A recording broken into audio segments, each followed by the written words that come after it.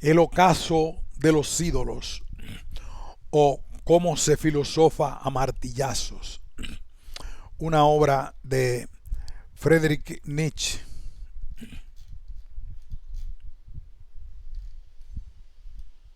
Prólogo. No es hazaña pequeña seguir conservando la serenidad en medio de una ocupación sombría y llena de responsabilidades. Y, sin embargo, hay algo más necesario que la serenidad. Sin alegría ni orgullo no hay nada que salga bien. Solo el exceso de fuerza constituye la prueba de la fuerza.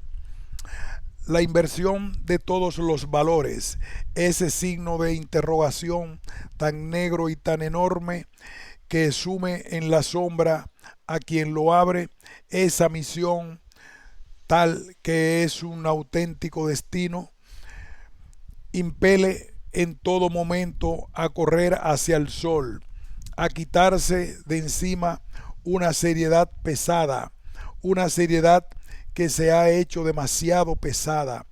Para esto, todo medio es bueno, todo caso es un caso afortunado, empezando por la guerra. La guerra ha sido siempre la gran sagacidad de todos los espíritus que se han vuelto demasiado interiores, demasiado profundos. Hasta en la herida sigue habiendo un poder de curación. Mi lema viene siendo desde hace ya mucho tiempo una máxima cuya procedencia voy a mantener oculta a la curiosidad de los eruditos. Con la herida aumentan los átomos y se robustece la fuerza.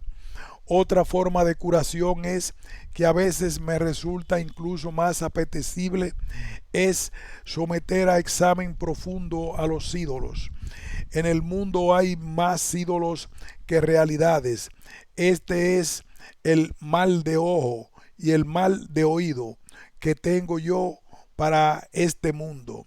Ir haciendo preguntas a base de golpearlos con el martillo y oír tal vez como respuesta a ese conocido sonido a hueco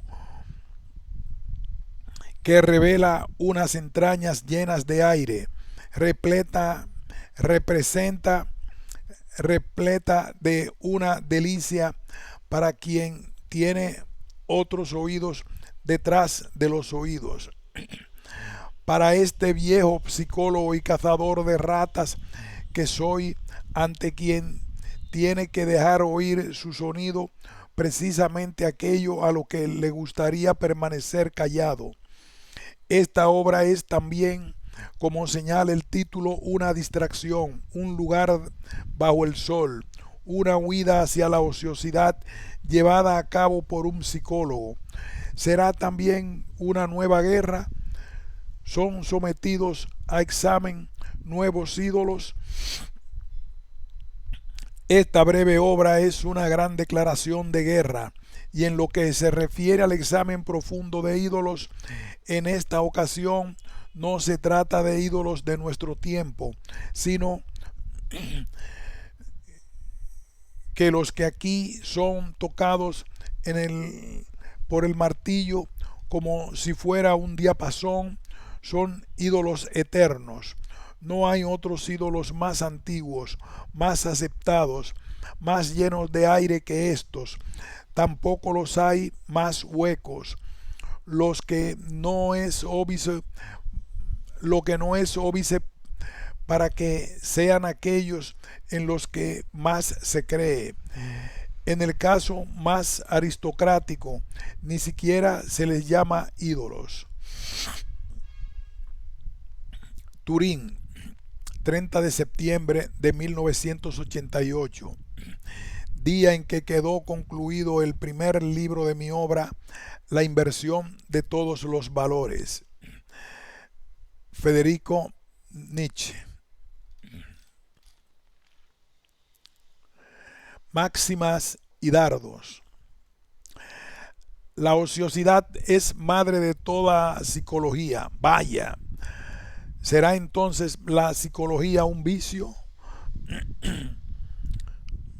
Hasta el más valiente de nosotros pocas veces tiene valor para enfrentarse con lo que realmente sabe. Para vivir solo hace falta un animal o un dios, dice Aristóteles. Falta una tercera condición. Hay que ser ambas cosas y decir, es decir, un filósofo. Toda verdad es simple. Para vivir no hace falta ser un animal o un dios, dice Aristóteles. Falta una tercera condición. Hay que ser ambas cosas, es decir, un filósofo. Toda verdad es simple. ¿No es esto una mentira al cuadrado? Que quede dicho de una vez por todas. Hay muchas cosas que no quiero saber. La sabiduría marca unos límites incluso al conocimiento. Donde mejor nos recuperamos de nuestra atinada, donde mejor nos recuperamos de nuestra antinaturaleza, de nuestra espiritualidad, es nuestra naturaleza salvaje. ¿Es el hombre tan solo un error de Dios o es Dios tan solo un error del hombre? De la escuela de guerra de la vida, lo que no mata me hace más fuerte. Ayúdate a ti mismo y entonces te ayudarán también los demás. Principio del amor al prójimo.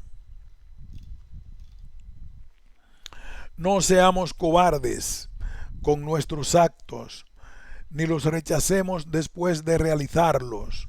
El remordimiento de conciencia es algo indecoroso. Puede resultar trágico un asno perecer bajo una carga que no puede llevar ni quitarse de encima. Tal es el caso del filósofo. Quien posee su propio porqué de la vida acepta casi todo como. El ser humano no aspira a la felicidad. Eso es algo que solo lo hacen los ingleses. El hombre ha creado a la mujer. ¿Con qué? Con una costilla de su Dios, de su ideal. ¿Qué estás buscando? ¿Te gustaría multiplicarte por 10, por 100? ¿Estás buscando adeptos? Busca ceros, entonces. A los hombres póstumos, como yo, por ejemplo, se les entiende peor que a los que son hijos de su tiempo, pero se les oye mejor. Dicho con más rigor, no se nos comprende nunca, y en eso radica nuestra autoridad. Entre mujeres, la verdad, tú no conoces la verdad. ¿No es la verdad un atentado contra todos nuestros pudores? Ese sí que es un artista como a mí me gusta, modesto en sus necesidades. Realmente solo quiere dos cosas, pan y circo. Quien no sabe poner su voluntad en las cosas, pone en ellas al menos un sentido. Es decir, cree que hay en ellas una voluntad, principio de la fe. ¿Cómo? Habéis elegido la verdad y el llevar el pecho erguido y seguís mirando de reojo las ventajas de los hombres sin escrúpulos. Pero si con la virtud se renuncia a las ventajas, escrito en la puerta de un antisemita. La mujer perfecta hace literatura del mismo modo que comete un pecadillo. Por probar, de pasada, mirando a su alrededor, por si la ve alguien y para que alguien la vea. Expongámonos solo a aquellas situaciones en las que no vale tener virtudes aparentes, en las que, como el volantinero sobre la cuerda, o nos caigamos o nos mantengamos o salgamos ilesos. Los malos no tienen canciones. ¿Cómo las tienen entonces los rusos? Desde hace 18 años, la expresión espíritu alemán encierra una contradicción entre ambos términos. A fuerza de andar buscando los orígenes, acaba uno convirtiéndose en cangrejo. El historiador mira hacia atrás y termina creyendo también hacia atrás. El sentirnos felices nos protege incluso de los constipados. ¿Se ha constipado alguna vez una mujer que supiera que iba bien vestida? Ni aun en el caso de que llevara poca ropa. Desconfío de todos los sistemáticos y me alejo de ellos. El ansia del sistema constituye una falta de honradez. A la mujer se le considera profunda. ¿Por qué? Porque ella jamás se llega al fondo. La mujer no es ni siquiera superficial. Cuando la mujer tiene virtudes masculinas, hay que salir corriendo. Y cuando no las tiene, es ella la que sale corriendo. ¿Cuánto tenía que remorder la conciencia en otros tiempos? Qué buenos dientes tenía. Y hoy, ¿qué es lo que le falta? Se pregunta un dentista. En pocas ocasiones nos precipitamos una sola vez. A la primera vamos siempre demasiado lejos. Y precisamente por eso nos precipitamos otra vez. Solo que en esta segunda ocasión nos quedamos demasiado cortos. El gusano se enrosca cuando le pisan. Eso es una medida inteligente, pues de esa forma reduce las posibilidades de que le vuelva a pisar. En el lenguaje moral a eso se le llama humildad. Hay un odio en la mentira y un disimulo que nace de un concepto irritable del honor, y hay un odio parecido que nace de la cobardía, por el hecho de que un mandamiento de Dios prohíbe la mentira. Se es demasiado cobarde para mentir. Qué poco basta para ser feliz. El sonido de una gaita resulta suficiente. Sin música, la vida sería un error. Un alemán se imagina que hasta Dios canta canciones. No podemos pensar ni escribir no podemos pensar ni escribir como no nos sentemos. G. Flaubert. Te he pescado, nihilista. Precisamente la carne del trasero constituye el pecado contra el Espíritu Santo. Solo tiene valor los pensamientos que nos vienen mientras andamos. Hay casos en los que los psicólogos somos como los caballos.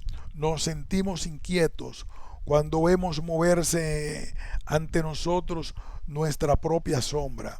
El psicólogo tiene que apartar la vista de sí mismo si quiere conseguir ver algo. Que si los inmoralistas somos nocivos para la virtud, tampoco como los anarquistas para los príncipes. solo han vuelto a estar bien asentados en sus tronos cuando se han empezado a disparar contra ellos. Moraleja: hay que disparar contra la moral. ¿Vas corriendo delante de todos? ¿Lo haces como pastor o como ser excepcional? Puede haber un tercer caso en el que corre porque huye. Primer caso, de conciencia.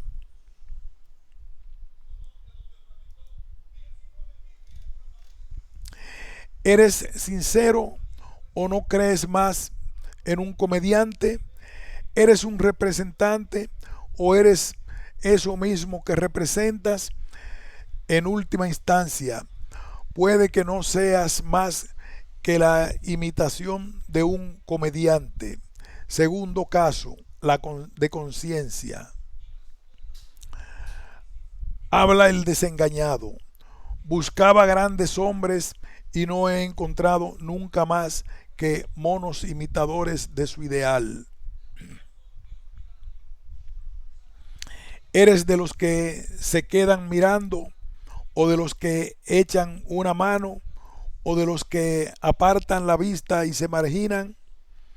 Tercer caso, de conciencia. ¿Quieres ir al lado de los demás, andar delante de ellos o caminar solo? Hay que saber qué es lo que quieres ir al lado de los demás, andar delante de ellos o caminar solo. Hay que saber qué es lo que queremos y el hecho mismo de qué queremos. Cuarto caso, de conciencia. Para mí eran escalones, subí por ellos y para eso tuve que pasar sobre ellos. Pero se creían que yo era...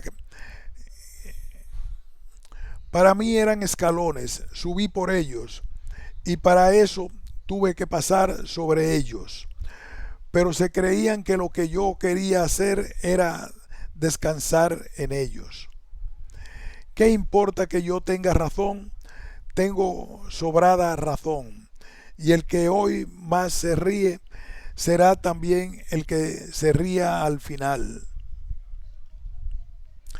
Fórmula de mi felicidad: un sí, un no, una línea recta, una meta.